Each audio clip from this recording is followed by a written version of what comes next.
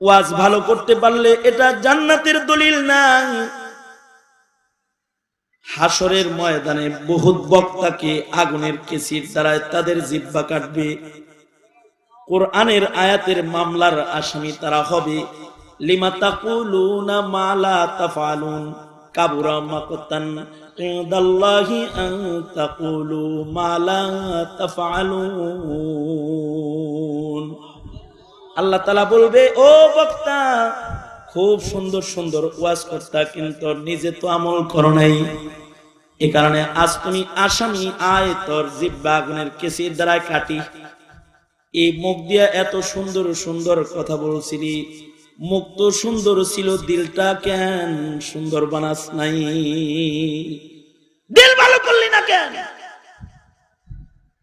আমরা তো যারা ওয়াজ ভালো করে তাদের বড় বুজুর্গ মনে করি, এটা আমাদের ফিতরাত। আমরা কেউ যদি ওয়াজ ভালো করে তাহলে মনে করি এ আলেমও ভালো, এ বুজুর্গও ভালো, এর কথাই জান দিন। ওয়াজ ভালো করে তাই পাগল হয়ে গেছে। ওয়াজ ভালো করলেই সে কামেল না। ওয়াজ তো হকারেও করতে পারে। হকারের চাপার জোর অনেক ভালো। হকারের সামনে ডাক্তারও কথা কয় না। এক এমবিবিএস ডাক্তার বউ লয়ে বাসে বসে রয়েছে, হকার ওইটা মাজন বেছে, আর হে ও দন্ত বিশেষজ্ঞ বসা। এমন চ্যালেঞ্জ করছে গাড়িতে উঠা, হ্যাঁ কি এর দন্ত বিশেষজ্ঞ কি? আমার মাজন এমবিবিএস ডেন্টালিস্ট দন্ত বিশেষজ্ঞদের ওষুধের চাইতে অনেক ভালো। চ্যালেঞ্জ করলাম, জীবনে আর কোনোদিন ওষুধ বেচবো না যদি কেউ চ্যালেঞ্জ মোকাবেলা করতে পারে। কিসের এটার ফার্মাসিক্যাল টেস্ট করছে নি, এই ওই কাঠ পুরায়া মনে করেন মাজন বানায়া আইনা গাড়িতে দাঁড়ায় গেছে। বউ এই ডাক্তার রে কয়, এই তুমি না দন্ত বিশেষজ্ঞ, নরসর না কেন, কথা কও না কেন, কিছু কথা কও। চ্যালেঞ্জ দিয়ে তো তোমার দিল গাড়ির থেকে নামায় একবারে, আমার তো তোমার কাছে বসে থাকছি খারাপ লাগতেছে, কথা বলো। ডাক্তার বলে, দেখ আমার কাছে প্রেসক্রিপশনের কলম আছে, ওর কাছে একটা নোংরা চাপা আছে, ওই চাপার সাথে কলমে চলে। বলতে দে। এই যারা খুব চাপাবাজ ভালো হয় তা করে বড় বক্তা মনে করে, বড় ওলিও তো মনে করে। বড় ওলি অত সোজা না। তবে দোয়া করো যাদের জবান ভালো, আমরা যারা কথা বলি, আল্লাহ আমাদেরকে দিলও ভালো বানায় দিন। জোরে বলো আমিন। তার তালে তালে মানুষ অনেক সময় অনেক কিছু বলে, কিন্তু কথা বললে অনেক সময় পেছে বেড়ে যায়। যেমন ইমাম শাফি রহমতুল্লাহের যুগে এক লোক বলে কি, এক লোকের বউ তাকে বলছে, মানে বউ বদমেজাজি, বউয়ে জামাইকে বলছে তুই জাহান্নামী। কি বলছে? বেবলার মতো চায়া রইছেন, কথা কন না। সবার বউ লাগে জানি একেবারে রাবেয়া বসরি। গরম বউ আছে না করে।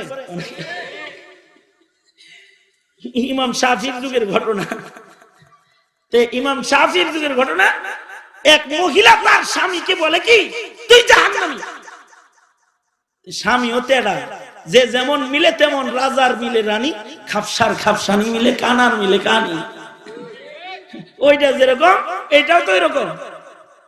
ওইটা বলছে জাহান্নামী, আর এইটাই কয় আমি যদি জাহান্নামী হই তাহলে তুই 3 তালাক।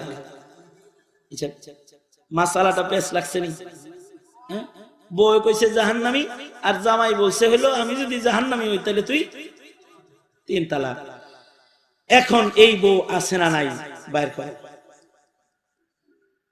কেমনে বাইর করে? কে ফতোয়া দিবে? বউ আছে না নাই? কে ফতোয়া দিবে?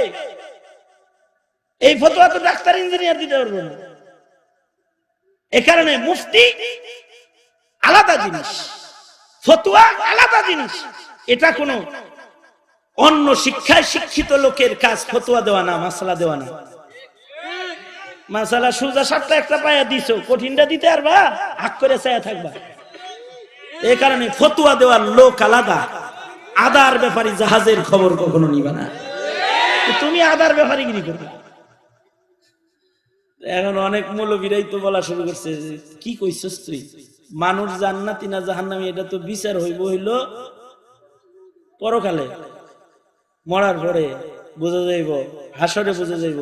এখন তুই জান্নাতি না জাহান্নামী এটা বুঝুমি কেমনে, তোর বউ রাখবি কেমনে? মৌলবীরা আর ফতোয়া দেয় না। ওই সময় ইমাম শাফি রহমতুল্লাহ আলাইহি হায়াতে আছেন। তো এক লোক প্রস্তাব করলো যে মৌলবীরা আপনারা মাতব্বরি না কইরা আপনারা এক কাম করেন, ইমাম শাফির কাছে যান।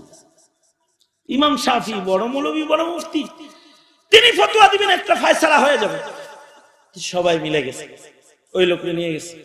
ওই লোকরে বলছে, কি বলছো? বলছে, আমি যদি জাহান্নামী হই তাহলে তুই 3 তালাক। আর তোমাকে কি বলছিল? আমার জাহান্নামী বলে গালি দিছে, কত বড় খবিস।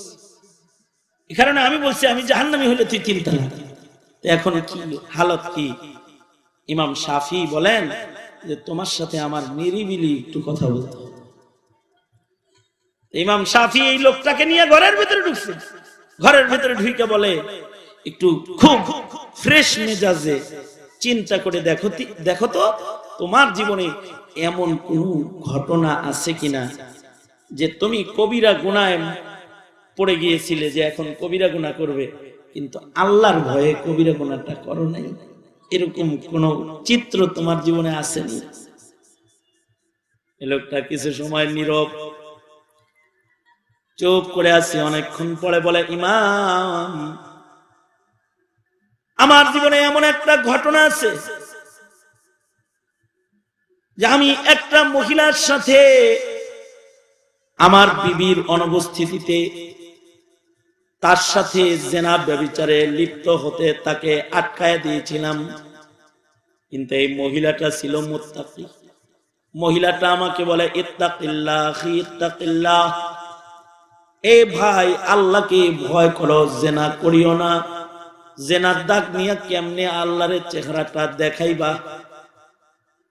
ওগো ইমাম, আমাকে যখন এই নেককার মহিলা আল্লাহর ভয় দেখায় বলেছিল আমার সতীত্ব, আমার পবিত্রতা তুমি নষ্ট করো না, তো আমি আল্লাহর ভয়ে এই মহিলাটাকে ছেড়ে দিয়েছিলাম। এ ধরনের একটা চিত্র আমার জীবনের বহু পূর্বে আছে। ইমামে শাফি বলে, তাহলে তো তোমার বিবির তালাক হয় নাই, কারণ কোরআনে আছে, ওয়া আম্মা মান খাফা মাকামা রাব্বিহি ওয়া নাহান নাফসা আনিল হাওয়া ফাইন্নাল জান্নাতা হিয়াল মাওয়া। নিজের প্রবৃত্তির আক্রমণ থেকে আল্লাহর ভয়ে কেউ যদি গুনাহ থেকে নিজেকে বাঁচায়, তাহলে আল্লাহ তাকে জান্নাত দান করবে। কোরআনের আয়াতে বোঝা যায় তুমি জান্নাতি। যাও যাও, তোমার বিবি তালাক হয় নাই। ইমাম শাফি ফতোয়া দিয়ে দিলেন। ইমামে আজম আবু হানিফা তখন মক্তবে পড়ে, এক লোক বলে, তুমি চাঁদের চাইতে সুন্দর না হইলে তালাক। কথাটা বেজাইলা। বিবি হইল কালা, চাঁদ হইল সাদা। জাহিরি সৌন্দর্য দেখে অনেকেই ফতোয়া দিয়ে দিল, এটা আর নাই। যে কথা বলছে বিবি আর বাঁচানো যাবে না, বিবি নাই, তালাক হয়ে গেছে। নুমান বিন সাবিত তখন ছোট্ট। মুহতারাম হাজিরিন, ইমামে আজম আবু হানিফা বললেন তালাক হয় নাই। হুজুররা বলে, কে বলছে তালাক হয় নাই? চাচা কয়, বলছে পিচ্চি একটা, নাম কি? নুমান বিন সাবিত। আপনাদের ছাত্র হলে, ছাত্র হইলে কি জিনিস এক নাম্বার। ও যদি বলে থাকে তাহলে হইতেও পারে। সুবহানাল্লাহ। মানে আলেম বড়, সে ফতোয়া দিলে হয়ে যেতে পারে। এবং উনার বুদ্ধির কামাল, বুদ্ধি এত বেশি ছিল যে উনি জায়গায় মাসআলাকে বের করে ফেলতেন। উনি বললেন, আল্লাহ 4 জিনিসের কসম খায়া বলছেন যে মানুষ সবচেয়ে সুন্দর।